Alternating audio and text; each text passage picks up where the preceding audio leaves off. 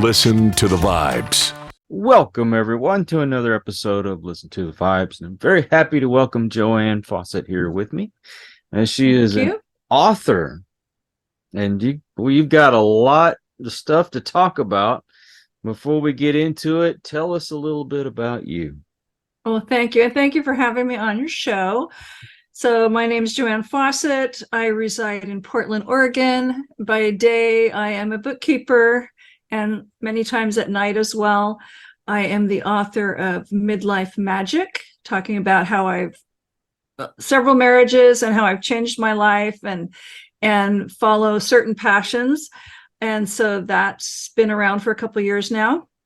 I'm very proud of it. I have a grown daughter and 3 almost grown grandchildren. So, and I'm, the owner or the human of 2 cats.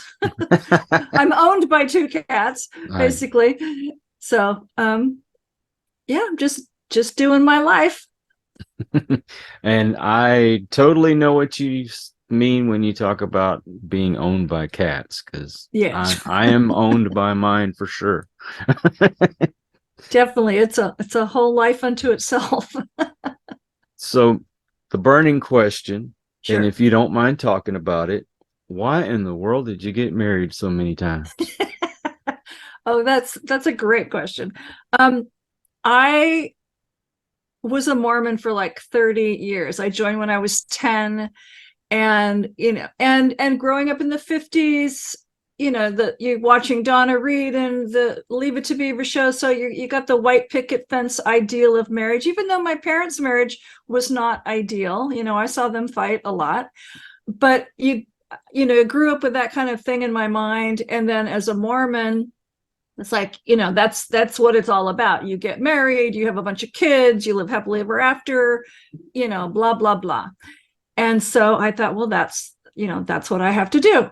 So I, and also, back then I would never talk about sex, but it's like, you're not supposed to have sex before marriage. So you feel guilty if you even kiss too much. But when you're in your 20s and 30s or whatever, the hormones are raging.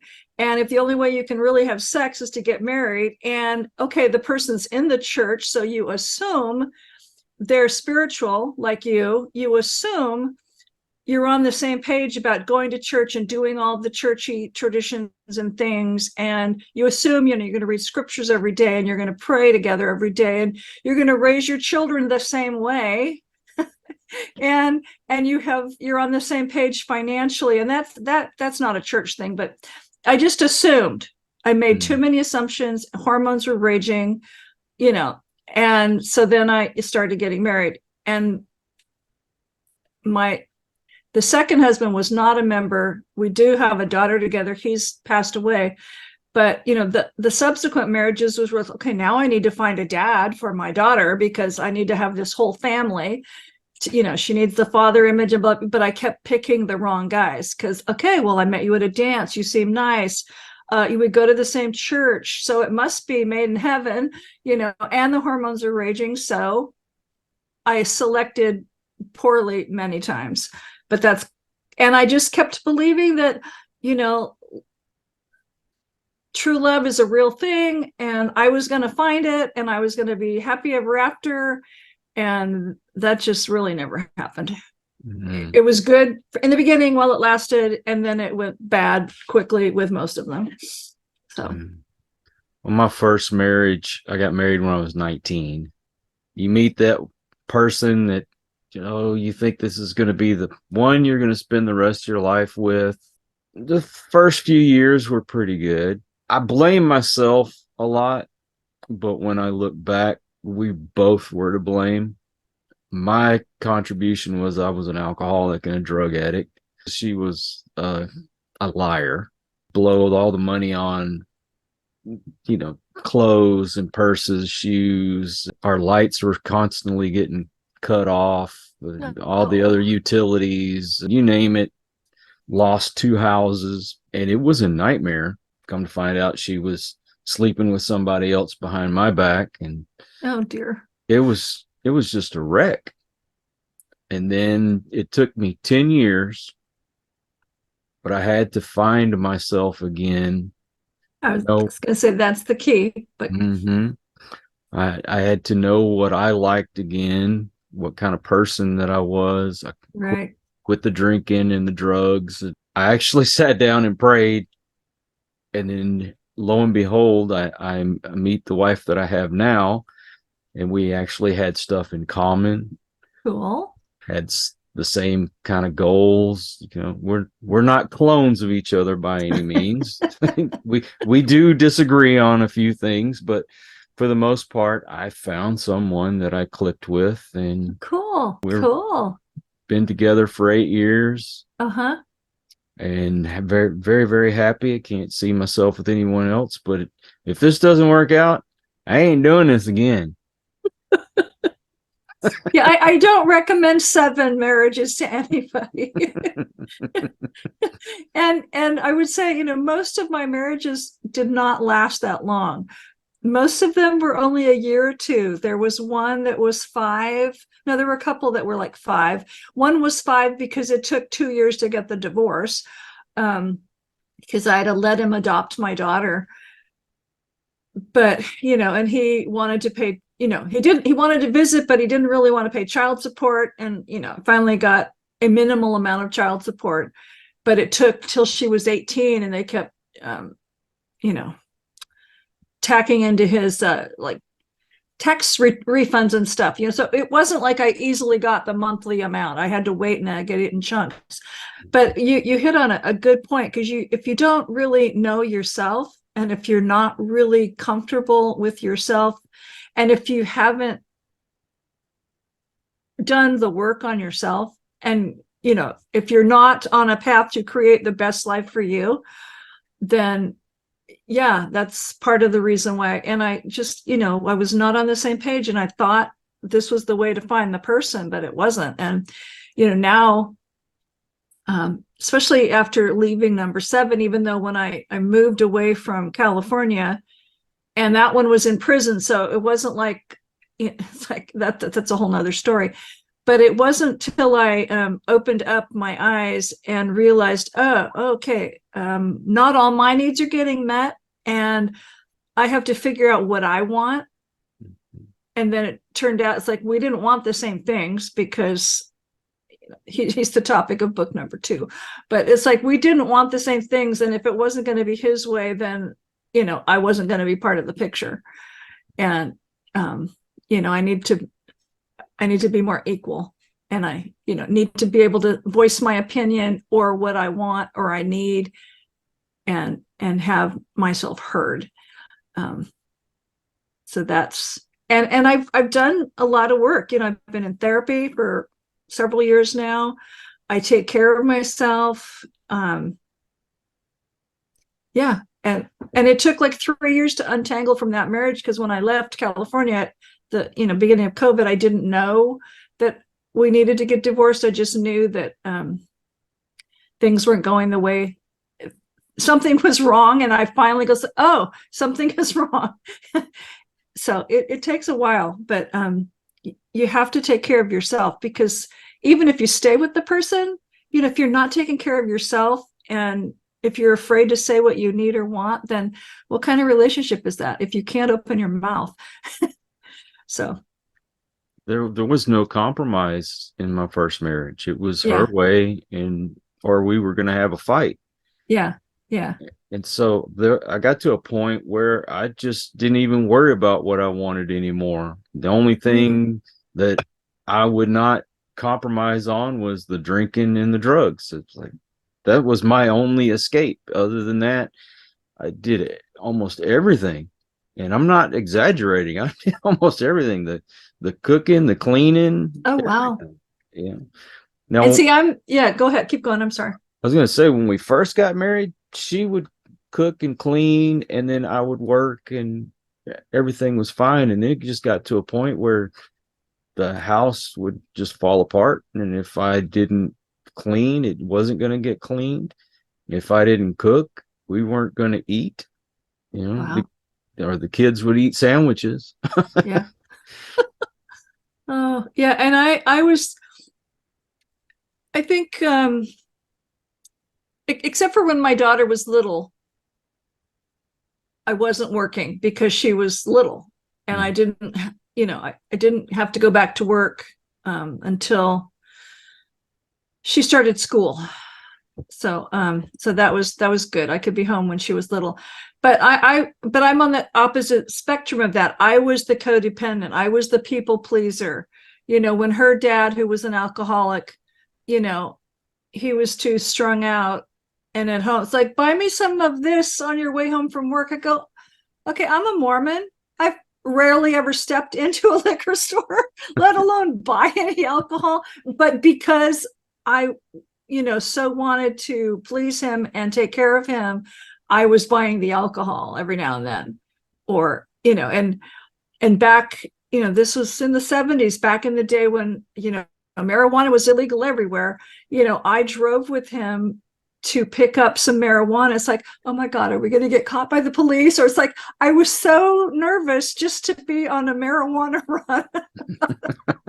It's like, that's crazy. And I was pregnant. So it's like, don't blow your marijuana smoke in my face. I'm carrying your child. But he thought that was funny. But it's like, I was a nervous wreck. It's like, don't make me go on these runs with you. So, she turned out okay. But like, thank goodness for that. Yeah, no, she's good. But yeah, I've learned a lot. And it took me 7 marriages to figure a lot of stuff out. And, if I have to be on my own a while, I will be on my own for a while. And I have been. And I do fine by myself. Yeah. So. Well, I tell people all the time, when they break up with someone or they get a divorce, don't jump into a relationship right off the bat. Take some time and get to know you again, because you tend to lose yourself, especially in a bad marriage when there is no compromise. And that's what I love about the marriage that I'm in now. I actually took some time and figured out what I wanted, who I was, good. The whole 9 yards. Good. And I would hear people say, oh, marriage is 50-50. And I'm like, no, marriage is not 50-50. It's 100-100, or there's no marriage. Yeah. Yeah. And, it's interesting because especially during COVID, my daughter and I would sit because she was kind of on the outs with her last relationship. And it's like, we're sitting there, let's make up our bucket list of, what we really want in a partner. And we were both working on that simultaneously. And, it's interesting because the last husband was clearly a narcissist, and, but he would make it sound his way so enticing, like, well, my thought is, or this is, it's like, here's what I think we should do. It's like, okay, you're the, and we're both smart, but it's like, you're the smart one, you're the author, blah blah blah blah blah, even though you are in prison, but we'll just overlook that. But you're the bright one and your ideas are so great. And I didn't realize how far down I don't want to say the rabbit hole, because I love the rabbit hole with all my woo-woo stuff, but I compare myself to like the frog in the boiling water. I didn't know how bad I was until I knew that I was. And, my family goes, well, we tried to tell you. And I go, I don't remember you saying much in all those 20 something years. Mm-hmm. Well, we tried to tell you. It's like, yeah, I don't remember you saying much until I started, till the really bad stuff happened. And it's like, it's just interesting because even along the way, my family did try to tell me about different spouses. Mm-hmm. And it's like, oh, don't marry him. Or like, this sucks that you're going through this. And, it's like, yeah.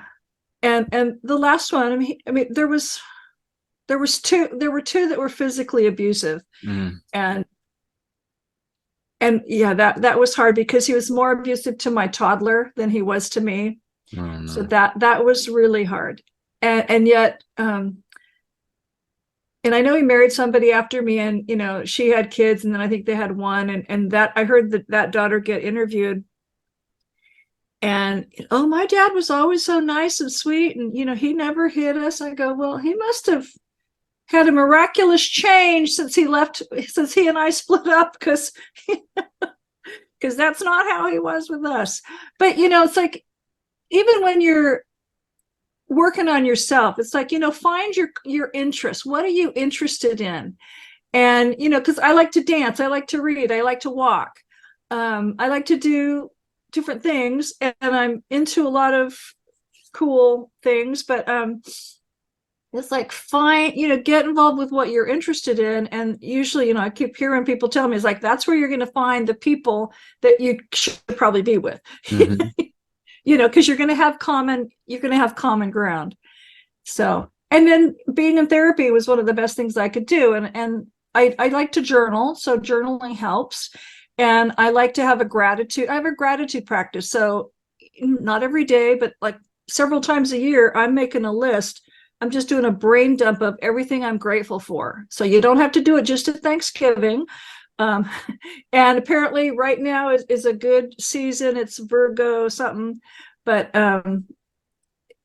it's a good time to really think about what you're grateful for.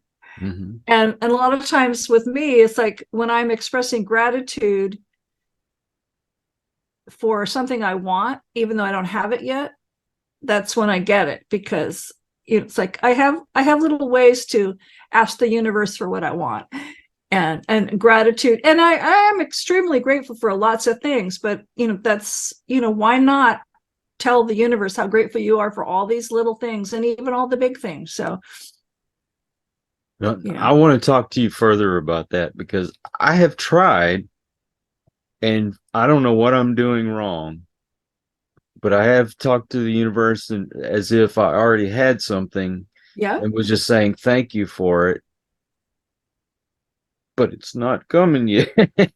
Well, okay, but you also, it's like for me, and I'm not going to tell you what to do at all, or anybody, but it's like I believe that the universe God, the universe, your higher power, whatever you want to call it, the universe knows what's best for you and when the right time is. So maybe you're supposed to get whatever it is you want, but it has to be for your best good. And the timing, the answer might not be no, it might just be not now. Mm-hmm. And sometimes it is no. But not now. It's like, okay, well, that doesn't mean no. And sometimes there are powers greater than us that know when the right time is. So Gotcha. Yeah. Well, before we get into your interest, because we have a very similar interest, Okay. there are some folks out there that they don't really recognize the signs of a narcissist. Being that you've lived with one, can you kind of explain that to them? Sure. And narcissism goes beyond your person is selfish. And this could be a parent, a sibling, a friend, a romantic partner, you name it. Anybody in your life, because I'm hearing, oh, that my mom was, or my sister was, or, in my case, it turned out to be the husband. Now, what's interesting is, and this, yes, he was an only child. Yes, he was spoiled. Yes, he's very selfish. He will freely admit he's very selfish, and especially towards the end of our relationship. I always told you I'm extremely selfish. It's like, yes, extremely is the right word. But a narcissist goes beyond that. And I didn't know some of these terms. It's like, gaslighting. It's like they're bullies. They, will basically hammer it into you that, you're not good enough. Their way is the only way, or, take a hike. And my ex would say stuff like that. Well, if you don't think I'm right, well, there's plenty of people who do. So, just get on the page or get off it. And it's like, I would say things to him like, especially when I was trying to work out, should we stay married or not? It's like, well, why is it that you married me? Yes, I know you needed an advocate because you're in prison and a wife is better than a girlfriend. Okay, I get that. But why did you marry me beyond that? Why do you even like me as a person? Why are you in love with me? A man should not have to tell his wife that. I was like, what guys say that? I'm going, I'm sorry. The guy I'm with needs to tell me every now and then why he likes me or what he likes about me. Mm-hmm. Because I know, and I would look at him and I go, I'm a really cool person. And I would just get this glazed over look. It's like, yeah. And it's like, and and I'm not a size 2. I'll never be a size 2, but I'm not 500 pounds either. And I'm not knocking somebody who is. I'm just saying I'm heavier than I'd like to be. And he's used to a certain type, I think, or he was. And he would try to get me to lose weight by, I really think you should, I'm not criticizing your weight, but you would be a lot healthier, and we're getting older, so you need to be healthier. And it's like, and then I would, ask him as we were in the last 3 years, like, well, why didn't you hardly even want to kiss me? Well, you should have tried to be cute, or you should have tried to be prettier. It's like, excuse me, I'm not ugly, and I'm married to somebody in prison. You should be groveling at my feet. No, I'm just kidding. You should be bowing to me, that I've stuck with you for so long. But it's the way they make you feel like you have no self-worth and that none of your ideas are right. And it's like, and then as we were negotiating things, like, well, a good wife should, because I moved into his family house and I paid all the bills for 20 years.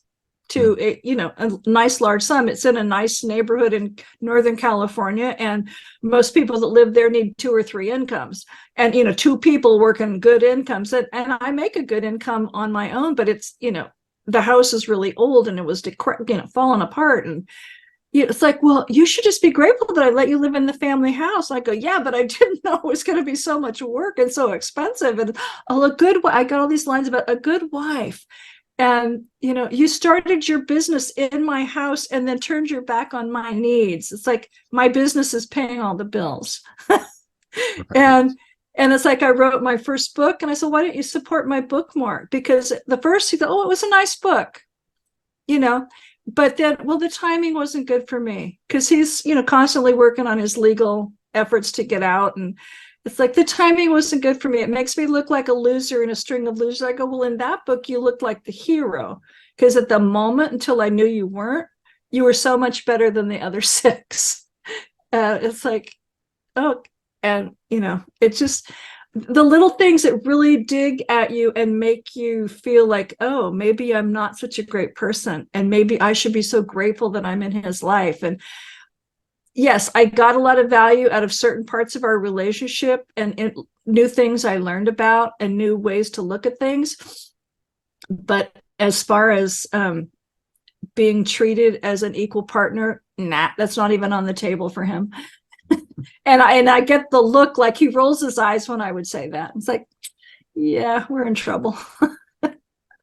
So I know it's not exclusive to just women.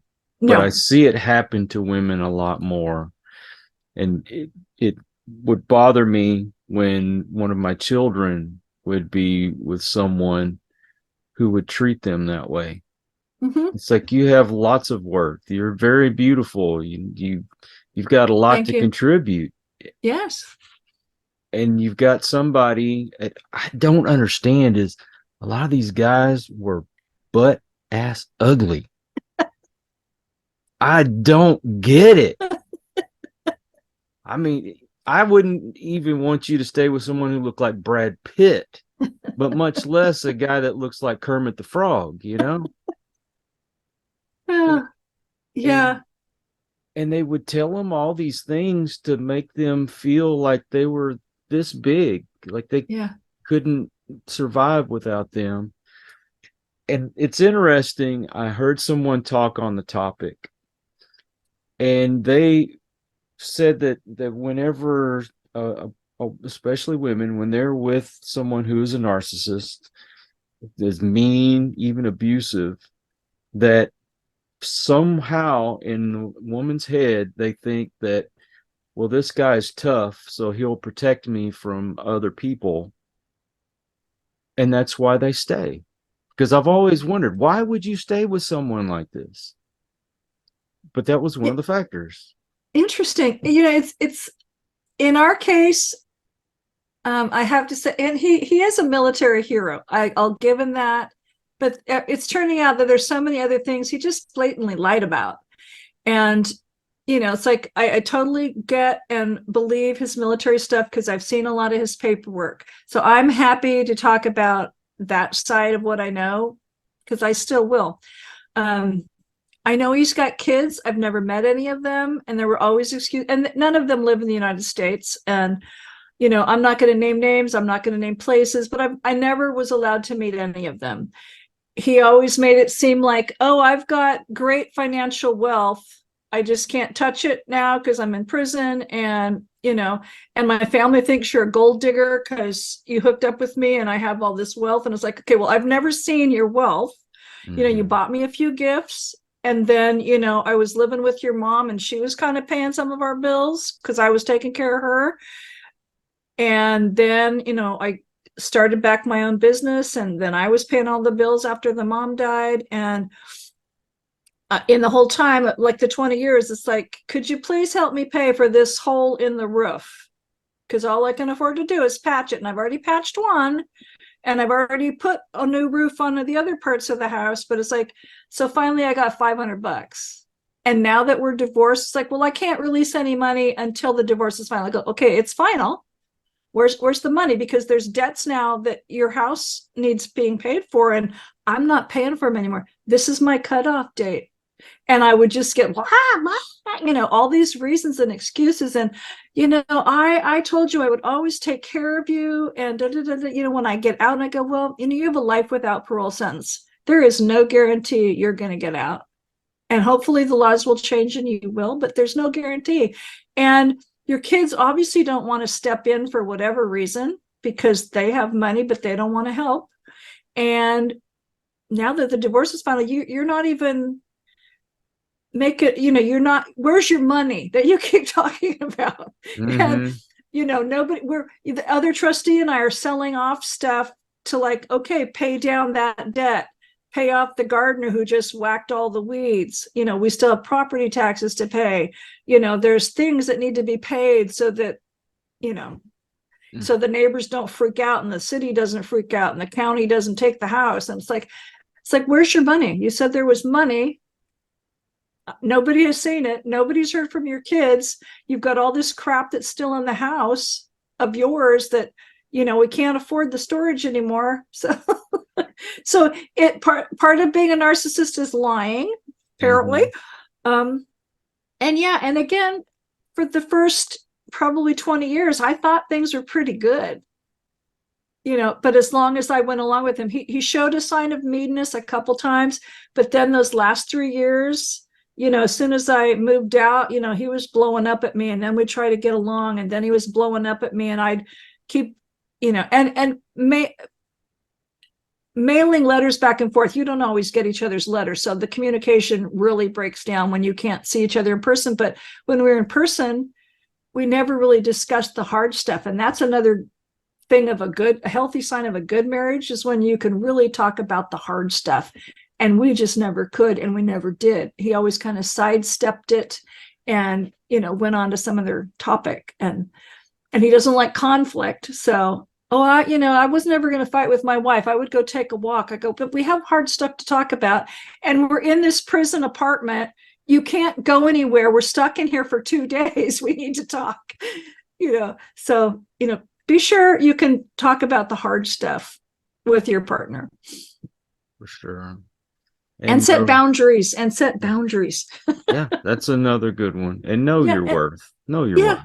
Exactly. I mean, I know I'm awesome. And I know I'm this wonderful person, and I have value to offer humanity. And that's what I want to do. Well, although we don't have very much time left, bummer. I do think that you should come back and we should discuss the next topic a lot more. But real quick, sure. You went in search for UFOs. Well, here's the thing. The ex and his dad, a huge part of their military career were dealing with UFOs and space things and alien species. So I learned a lot about that realm. So it's not that I wouldn't say I went on my own, I wasn't a big, it's like, so I would get his material. I would speak about his material, but I've had my own UFO sightings. There was one that showed up like right over the prison apartment we were at one time. It's like 1,000 feet above our heads. Like you can't mistake it for a UFO. And there's other times I've seen them far off. So it's like, it's for me, it's more than just relating his stories. I've had my own personal UFO sightings. I've had my own personal paranormal experiences. I have experiences with the fairy realm. I have a magical practice. I do believe, like I told you, it's like I'm not a Christian anymore, but I do believe there's, things on the other side. And I do believe that there's a higher power that loves us and is all about love. And I do think that if people would just get on the page and be, kind to each other, that would solve a lot of problems if we would just be kind to each other. I live in this great neighborhood in Portland. I don't know very many people here, but you recognize people on all the walk street. It's like, okay, there's that person with that dog. And there's the, you walk in, you walk past all the same people a lot. Or there's the lady whose flowers I love because she does, it's like, so you just say hi. I say hi to people and I don't even know who they are. And just because I'm being friendly, there's nothing wrong with being friendly. And I just, I'll kind of even give a positive grin or smile to a homeless person. Sometimes, it's like, it just depends, but I'll nod and say hello to strangers. I don't care because I want people to treat me nice. I think everybody should treat everybody nice. It doesn't work that way, but I want that to be that way. And I'd like to sit down with aliens and have tea, but I'm weird. So my ex-son-in-law accused me of being weird, and it's like, I love being weird. So I have no problem being weird. So we're normal. The rest of the world's weird. That's right. Come on, get with it. Get with the fun. So what do you say about coming back on and we talk about that? I would love further? to. Oh, I would love to. You're a great host. So that would be, because we could talk about that kind of stuff for hours. Joanne, thank you so much for this. I hope it helps someone out there, because I do too. We've dealt with the narcissist. I know exactly what you mean. Good. It's a hard topic, but I'm turning it into something good, I hope, by talking about it and by writing the new book about it and, helping people be able to talk about it, because it is more common than I ever thought it was. Well, I will add the links in the description, but real quick, how do people get a hold of your book? Or your books, should I say? Well, the second one, the narcissist book, is not done yet. I'm still writing it.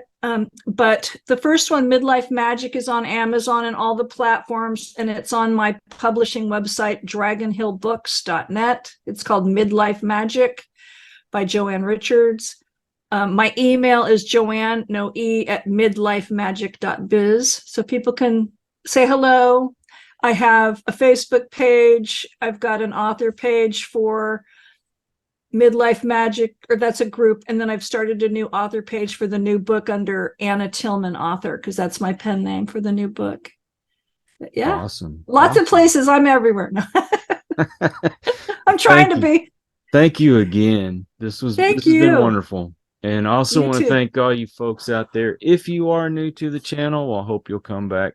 Please hit that subscribe button. And from our regulars, you guys are awesome because you make it possible for me to do this. And until the next one, everyone, please take care.